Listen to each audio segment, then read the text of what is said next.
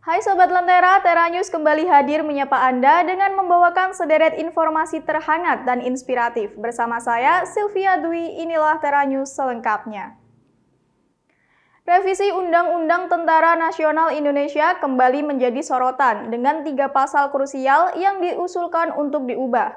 Pembahasan ini menekankan pentingnya menjaga supremasi sipil dan meningkatkan kesejahteraan prajurit, meski menuai kritik dari berbagai pihak. Revisi Undang-Undang TNI kembali menjadi perhatian publik. 3 pasal krusial yang diusulkan untuk diubah dengan fokus pada peningkatan kesejahteraan prajurit dan penegakan supremasi sipil. Meski demikian, revisi ini menuai kritik dari berbagai kalangan yang mempertanyakan dampaknya terhadap demokrasi dan hubungan sipil militer. Proses revisi diharapkan dapat menjawab tantangan tersebut sembari menjaga integritas TNI sebagai penjaga kedaulatan negara. Hari ini represif, kami menjalankan fungsi pengawasan sebagai masyarakat sipil. Kami menolak adanya pembahasan di dalam. Kami menolak adanya dui fungsi APRI, teman-teman. Bapak Ibu yang terhormat, yang katanya ingin dihormati tapi justru menyakiti rakyat. Hentikan proses pembahasan RUU TNI. Hentikan! Hentikan Bapak Ibu! Sesaat lagi kita akan membahas tentang perjuangan diaspora Indonesia asal Semarang yang akan membuka sebuah salon di Amerika Serikat. Jadi tetap di Tera News.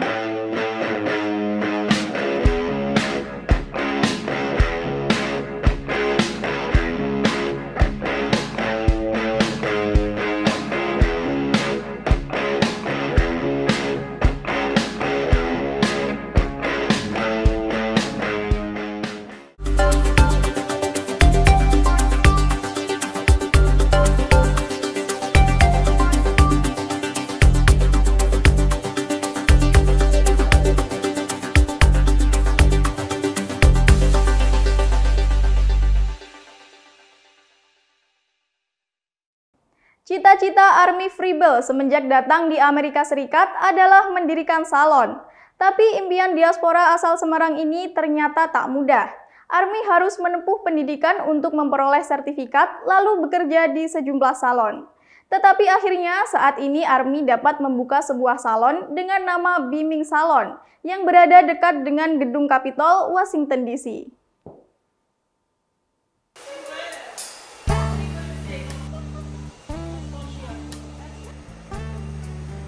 Customerku rata-rata lawyer lobbyist. Lobbyist sama lawyer itu kan hampir sama ya. Sama. Itu 60% sendiri. Dibuka bulan Desember tahun lalu, Beaming Salon berlokasi tak jauh dari Capitol Hill, gedung Kongres Amerika Serikat.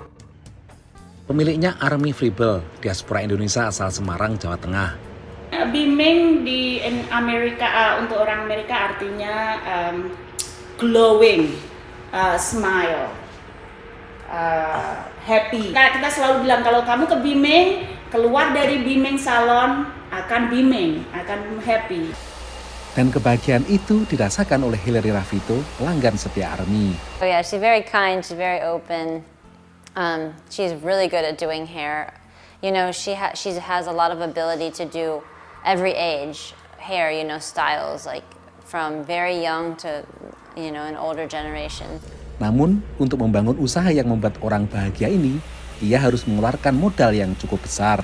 Kita harus 170.000 sampai 200-an ribu lebih, sekitar gitu, antara gitu. Itu belum termasuk sewa tempat, namun Army yakin dalam waktu setahun akan kembali modal. Apalagi ia sudah punya 300 pelanggan tetap. I followed Army around. So Army has worked at a few different salons, but she's fabulous. So when she worked down the street, I followed her there. I met her there. Then she worked at a salon a few blocks away, followed her there. Now we're so proud to support her here when she opened her own salon. Perjuangan hidup Army di Amerika sebelum mendirikan Beaming Salon sangat panjang dan berliku. Datang ke Amerika tahun 2001, beragam jenis pekerjaan pernah ia jalani. Karena kerja keras ya, jadi saya itu siang kerja di Delhi, malam kerja di bar, terus ngambil lagi sekolah untuk cosmetology. Tidur mungkin cuma 5 jam aja ya, 4 jam. Mendirikan salon ini pun prosesnya juga tidak mudah. Perlu 2 tahun untuk merenovasi gedung dan mengurus perizinan. Saya yakin ya, kalau sudah buka, pasti dapatnya lebih banyak, cepat balik. Yang saya khawatirkan kalau macet di jalan tidak sampai buka ini gara-gara permit. Itu yang di otak saya bilang, oh ini kalau permitnya nggak keluar, hilanglah semuaku. Mimpi Army untuk memiliki usaha sendiri di Amerika sudah tercapai. Semua ini katanya berkat kombinasi kerja keras, keuletan, dan juga keberuntungan. Dari Washington DC, Supriyono Alam Burhanan dan Rere Wahyudi, VOA. Sejumlah negara bagian Amerika Serikat yang berpohon rimbun dan berpegunungan saat ini banyak didatangi wisatawan pada musim gugur. Para pengunjung tersebut khusus datang untuk melihat perubahan yang terjadi pada dedaunan pada pohon-pohon tersebut. Dan kehadiran para wisatawan tersebut ternyata membawa berkah bagi para warga lokal sekitar. Musim panas telah beralih ke musim gugur di Amerika Serikat. Saatnya pepohonan menggugurkan daunnya guna menghemat energi sebelum musim dingin. Ini juga saatnya dedaunan berubah kuning, merah, dan warna mencolok lainnya. Basically from late September in those highest elevations, you'll start seeing some good fall color popping off, all the way to maybe the second week of November at these lower elevations. Di pantai timur Amerika Serikat, daerah yang paling dikenal dengan keindahan musim gugur adalah kawasan New England, mencakup negara bagian Connecticut, Maine, Massachusetts, New Hampshire, Rhode Island, dan Vermont.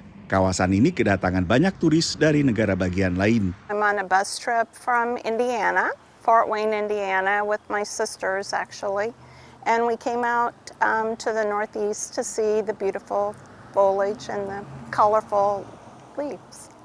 Modus transportasi favorit adalah jalur darat. We drove through Vermont and the leaves were very pretty on the mountains because the sun was out yesterday, and so that makes them pop more, the color pop more. And we're spending 3 days in New Hampshire in this area, and move on to Maine for 3 nights. Sebagian turis juga datang menggunakan kereta. We enjoy that. We've come out here before and went up into the mountains and stuff like that and watched it when it had good color. It is beautiful. We don't have that in Iowa. Orang yang memburu lokasi ideal untuk melihat pohon dengan warna-warni musim gugur mendapat julukan leaf peeper alias pengintip daun. leaf peeping is one of the most accessible tourism things that you can do. You don't have to have the athleticism to be a hiker. You don't have to have the money to own a boat or any other type of equipment. You just need to be able to get in a vehicle or on a bus or a van and be able to head north. Warga lokal juga bersyukur atas dampak ekonomi datangnya begitu banyak turis. I grew up here, so I think it loses its luster a little bit. But don't get me wrong, there's definitely those moments when it will happen in the next couple of weeks where I'll be driving somewhere around the Lakes region and all of a sudden you're like, you know what? There's a reason why people come here and there's a reason I live here. It really is quite beautiful. Di Vermont saja, wisata melihat daun musim gugur diperkirakan pejabat lokal mendatangkan pemasukan $600 juta setiap tahunnya, sekitar 20% pemasukan dari sektor wisata. Peneliti dari Appalachian State University memperkirakan kegiatan wisata untuk menyaksikan perubahan warna daun pada musim gugur mendatangkan pemasukan sekitar $30 miliar setiap tahunnya, terkonsentrasi di 24 negara bagian yang memiliki destinasi favorit untuk kegiatan ini. Dari Washington DC, saya Nova Purwadi dan tim VOA. Sobat Lentera, Ramadan tak hanya menjadi bulan penuh ibadah, tetapi juga menghadirkan tradisi unik di berbagai belahan dunia. Di Mesir ada sebuah tradisi yang telah berlangsung sejak berabad-abad lalu, yaitu penggunaan fanus Ramadan atau lentera sebagai simbol kebersamaan dan kegembiraan. Penasaran seperti apa? Simak liputan selengkapnya. Setiap negara muslim memiliki tradisi unik dan berbeda-beda dalam menyambut bulan suci Ramadan. Di Mesir, salah satu tradisi unik jelang Ramadan adalah memasang lentera fanus. Lentera ini terbuat dari logam dan kaca berwarna dengan berbagai bentuk dan ukuran. Mulai dari yang ringkas sehingga dapat ditenteng tangan, hingga volume raksasa tak ubahnya lampu jalan. Tradisi memasang lentera fanus dimulai sejak era kekhalifahan Fatimid di Mesir. Khalifah Al-Mu'izz Lidinillah yang datang ke Kairo tepat pada malam Ramadan 358 Hijriah disambut warga dengan lentera fanus. Sejak saat itu, warga Mesir mulai menggunakan lentera fanus sebagai pelengkap dekorasi masjid dan rumah saat menjelang Ramadan.